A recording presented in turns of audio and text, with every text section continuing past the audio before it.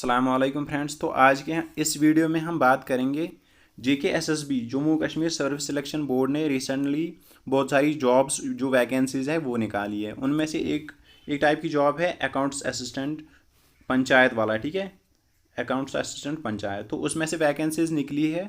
तो कितनी वैकेंसीज निकली है, सिलेबस क्या है, उसी का ब्रीफ डिस्क्रिप्शन मैं आज आपको देने वाला हूँ, ठीक है।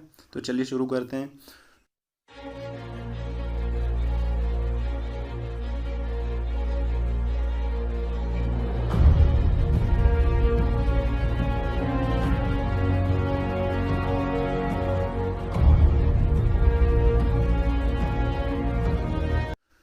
तो जम्मू कश्मीर जो JKSSB है उसने एक एडवर्टाइजमेंट निकाला है जिसमें उन्होंने 1889 की अकाउंट्स असिस्टेंट वाली जॉब्स का वो एडवर्टाइज़ किया है, ठीक है। दैट मीन्स टोटल जो जॉब्स है 1889 है, ठीक है, जो पूरे जम्मू कश्मीर में है।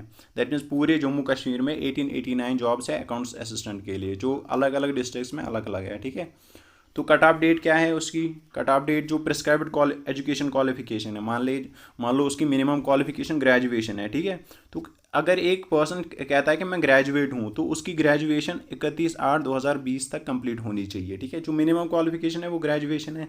तो ग्रेजुएशन की प्रिस्क्राइब्ड कट ऑफ डेट क्या है, 31/8/2020। इसका मतलब उससे पहले उसने अपनी ग्रेजुएशन कंप्लीट कर चुका होगा, तभी वो क्वालिफाइड मान लिया जाएगा इस पोस्ट के लिए, ठीक है। तो ये याद रखना है, जो कट ऑफ डेट है एजुकेशनल क्वालिफिकेशन की वो है 31/8/2020। अब क्या है कि मतलब बहुत सारे कॉलेजेस जो बाहर कॉलेज हैं उनमें एग्ज़ाम्स नहीं लिए गए, या यहाँ पे है, ठीक है। यहाँ पे जो कॉलेजेस हैं जहाँ पे फाइनल ईयर स्टूडेंट्स पढ़ते हैं उनमें जो है अभी तक एग्ज़ाम नहीं लिया गया है, या कोई कहता है कि सितंबर के एंड तक होगा। तो इसका मतलब उनकी ग्रेजुएशन वो इस जॉब के लिए इस क्राइटेरिया की वजह से वो क्वालिफाइड नहीं है इस जॉब के लिए। तो मतलब जो JKSSB ने एक क्राइटेरिया रखा था कि एजुकेशनल क्वालिफिकेशन का कट ऑफ डेट 31/8/2020, यानी उनने अपनी ग्रेजुएशन 31/8/2020 तक कंप्लीट कर चुके होंगे, ठीक है। तो अगर किसी का एग्ज़ाम सितंबर में है, इसका मतलब उसकी अभी तक ग्रेजुएशन कंप्लीट नहीं हुई है, तो वो मतलब इसके लिए अभी एलिजिबल नहीं है, ठीक है। अब पे स्केल की बात करते हैं तो इसका पे स्केल शुरू होता है 29,200 से 92,300 तक, ठीक है। तो ये इसका पे स्केल है अकाउंट्स असिस्टेंट का, ठीक है। अब क्या है, हम डिस्ट्रिक्ट वाइज ब्रेकअप करते हैं पोस्ट्स के लिए और देखते हैं कि किस डिस्ट्रिक्ट में कितनी पोस्ट्स हैं, ठीक है। तो कुपवारा अगर हम देखें तो जनरल कैटेगरी में 76 पोस्ट्स हैं, रेजिडेंस ऑफ बैकवर्ड एरिया के लिए 16 पोस्ट्स हैं, शेड्यूल्ड कास्ट के लिए 13 है, शेड्यूल्ड ट्राइब के लिए 15 है, ठीक है। इकोनॉमिकली वीकर सेक्शन के लिए है 15, ठीक है। ALC का मतलब है एक्चुअल लाइन ऑफ कंट्रोल, जो लाइन ऑफ कंट्रोल पे रहते हैं लोग, उनके लिए 6 सीट्स उनने रखी है। PSP मीन्स पहाड़ी स्पीकिंग पीपल, तो जो पहाड़ी बोलते हैं उनके लिए 6 सीट्स रखी है उनने। तो अदर सोशल कास्ट जो कश्मीर में है उनके लिए 6 रखी है, ठीक है। तो टोटल जो रखी है वो 153 रखी है। एजुकेशनल क्वालिफिकेशन वही है कि ग्रेजुएशन में 50% मार्क्स होने चाहिए किसी ओपन मेरिट के लिए, और जो बाकी जो कास्ट्स हैं उनके लिए 45% ही है, ठीक है। तो किसी मतलब रिकॉग्नाइज्ड यूनिवर्सिटी से उनने ग्रेजुएशन कंप्लीट कर चुका होगा वो, ठीक है। तो तभी वो मान लिया जाएगा एलिजिबल, ठीक है। अब बारामूला के लिए कितनी है, 158 है टोटल, ठीक है। और शायद ये बारामूला ये अकाउंट्स असिस्टेंट की हाईएस्ट पोस्ट हैं। दैट मीन्स बारामूला की सबसे ज़्यादा पोस्ट है 158, उसमें से जनरल की 80 है, RBA के लिए 16, और शेड्यूल्ड कास्ट के लिए 13, शेड्यूल्ड ट्राइब के लिए 16, EWS के लिए 15, ALC के लिए 6, और PSP के लिए 6, OSC के लिए 6, ठीक है। अब श्रीनगर की सबसे कम है, श्रीनगर की कितनी है, 4 सीटें हैं जनरल कैटेगरी के लिए, यानी ओपन मेरिट की 4 है और टोटल 7 है, ठीक है। और श्रीनगर की सबसे कम है, ठीक है। अब क्या है, अब हम शोपियान की बात करते हैं, ठीक है, चूँकि मैं भी शोपियान से हूँ तो शोपियान की बात करते हैं। शोपियान में क्या है, शोपियान की टोटल सीट्स जो है 55 है, ठीक है।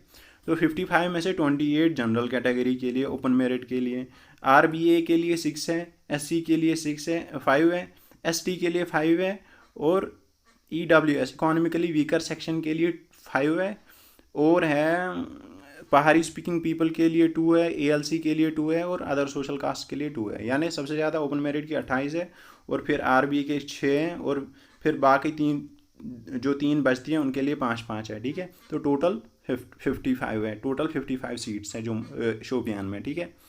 तो इसका मतलब ये है कि जो जनरल कैटेगरी है उनको 28 सीट्स के लिए कम्पीट करना पड़ेगा और बाकी को 6 मतलब बाकी तो सबके लिए कर सकते हैं, ठीक है। तो क्राइटेरिया सेम है कि 50% मार्क्स होने चाहिए ओपन मेरिट के लिए और किसी भी रिकॉग्नाइज यूनिवर्सिटी से ग्रेजुएशन या पोस्ट ग्रेजुएशन या पीएचडी होना चाहिए, ठीक है। तो ये है break wise district wise breakup of seats. अब क्या है, सिलेबस की बात करते हैं।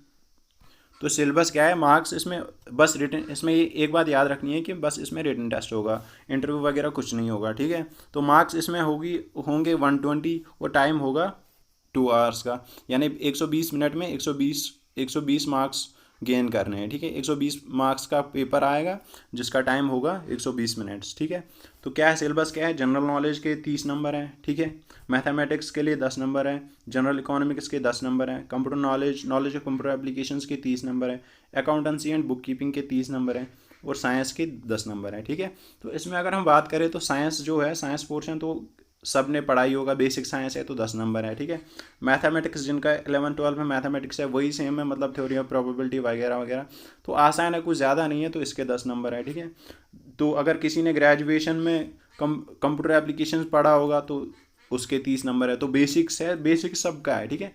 तो अगर हमें मतलब अगर हम ये देखें तो इसमें 3 पोर्शन जो मेजर है, एक तो ये जनरल नॉलेज, इसके 30 नंबर है, कंप्यूटर एप्लीकेशंस के 30 नंबर है और अकाउंटेंसी एंड बुक कीपिंग के 30 नंबर है। तो 30 और 30 हो गए 90 नंबर, ठीक है। 90 नंबर में अगर हम देखें तो 2 पोर्शन इसमें तो बहुत ही आसान है, अकाउंटेंसी एंड बुक कीपिंग और general knowledge of computer applications. तो दोनों मतलब इनका ब्रीफ है, अकाउंटेंसी एंड बुक कीपिंग का भी ब्रीफ है और कंप्यूटर एप्लीकेशंस जो भी है उसका भी ब्रीफ है, लाइक हार्डवेयर सॉफ्टवेयर क्या है, वायरसेस एंटीवायरस मालवेयर क्या होता है, ये सब वगैरह। तो कंप्यूटर एप्लीकेशंस का भी मतलब आसान सा पोर्शन है, अकाउंटेंसी का भी आसान सा पोर्शन है और दोनों कॉन्स्टिट्यूट करते हैं 60 नंबर, ठीक है। अब जनरल नॉलेज का क्या है, मैं ये कहता हूँ कि मतलब थोड़ा सा डिफ़िकल्ट हो सकता है क्योंकि जनरल नॉलेज एक वास्ट है, तो कुछ भी आ सकता है, वैसे डिफ़िकल्ट नहीं है लेकिन कुछ भी आ सकता है, इसलिए मतलब थोड़ा सा अलर्ट रहना होगा स्टूडेंट को, तब जाके वो जनरल नॉलेज के फुल मार्क्स वो गेन कर सकता है। तो अब ये 90 नंबर हो गए। अब मैथमेटिक्स तो बहुत आसान है, 10 नंबर, साइंस बहुत आसान है 10 नंबर, तो कितने हो गए 90 और 10 110 नंबर। और ये जनरल इकोनॉमिक्स, इसमें भी मतलब अगर किसी का कंसेप्ट अच्छा ना हो तो आराम से अगर वो कंसेप्ट थोड़े से क्लियर करे तो 5-6 नंबर तो उठा ही सकता है। तो इसका मतलब कोई सिलेबस टफ नहीं है, तो अगर ध्यान से पढ़ा जाए और मतलब टाइम टू टाइम मतलब रिवीजन किया जाए और पढ़ा जाए, याद रखा जाए तो आराम से कवर हो सकता है, ठीक है। अब क्या है उसमें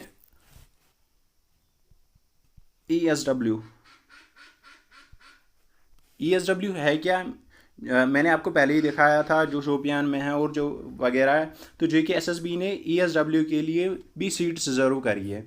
तो मुझे पता नहीं था ESW क्या है, तो जब मैं ये वीडियो बना रहा था तो मैं रिसर्च कर रहा था तो मुझे पता चला कि ESW क्या है, EWS, ठीक है। तो EWS क्या होता है, इकोनॉमिकली वीकर सेक्शन, ठीक है। तो हमें ये याद रखना है, हम जब फॉर्म भरते हैं तो हम ये बिल्कुल भी नहीं देखते हैं, हम ये देखते हैं कैटेगरी ऊपर ही आ गया, अगर मैं जनरल का हूँ, अगर मैं ओपन मेरिट का हूँ तो मैं ऊपर ही देखता हूँ कि हाँ यार मैं ओपन मेरिट का हूँ, और बाकी जो कैटेगरीज उन पर ध्यान ही नहीं देता, ठीक है। अगर मैं ओपन मेरिट का हूँ तो मैं जल्दी से टिक लगा देता हूँ ओपन मेरिट हूँ मैं, तो फिर बाकी हम याद नहीं रखते, ठीक है। तो ये याद रखना है, EWS है इकोनॉमिकली वीकर सेक्शन, और ये वो है कि अगर आप ओपन मेरिट में हो और आपकी इकोनॉमिक कंडीशन अच्छी नहीं है, मतलब उतनी अच्छी नहीं है, तो आप EWS में लाई करते हो। तो ये मतलब स्पेशली सब कैटेगरी है ओपन मेरिट की, ठीक है। तो इसका मतलब अगर ओपन मेरिट वाला किसी की इकोनॉमिक कंडीशन सही नहीं है तो वो EWS कैटेगरी में आराम से आता है। अब इसके क्या क्राइटेरिया है कि 8 लाख से कम अगर आपकी इनकम हो और 5 एकड़ से आपकी कम अगर ज़मीन हो, ठीक है। ये 2 क्राइटेरिया रखे हैं इस पर कि अगर आपकी 8 लाख से कम इनकम हो और 5 एकड़ से कम आपकी ज़मीन हो, तो 5 एकड़ का मतलब 5/40, तो 40 कनाल तक आता है, दैट मीन्स 40 कनाल्स अगर आपकी ज़मीन है और 8 लाख तक से कम अगर आपकी क्या इनकम है, ठीक है, तो आप EWS में आराम से आते हो, ठीक है। तो EWS ओपन मेरिट की ये याद रखना है, एक सब कैटेगरी है जिसका क्राइटेरिया है कि अगर आपकी 8 लाख से कम इनकम और 5 एकड़ से कम आपकी ज़मीन हो तो आप EWS में आते हैं। तो JKSSB ने क्या किया है कि EWS के लिए भी सीट्स रिजर्व करी है। तो अगर आप इस कैटेगरी में आते हो तो आप अभी एडिट का ऑप्शन चल रहा है तो आप इसमें अप्लाई कर सकते हो, ठीक है। तो ये था एक brief introduction about the brief description about the jobs of accounts assistant in Jammu and Kashmir.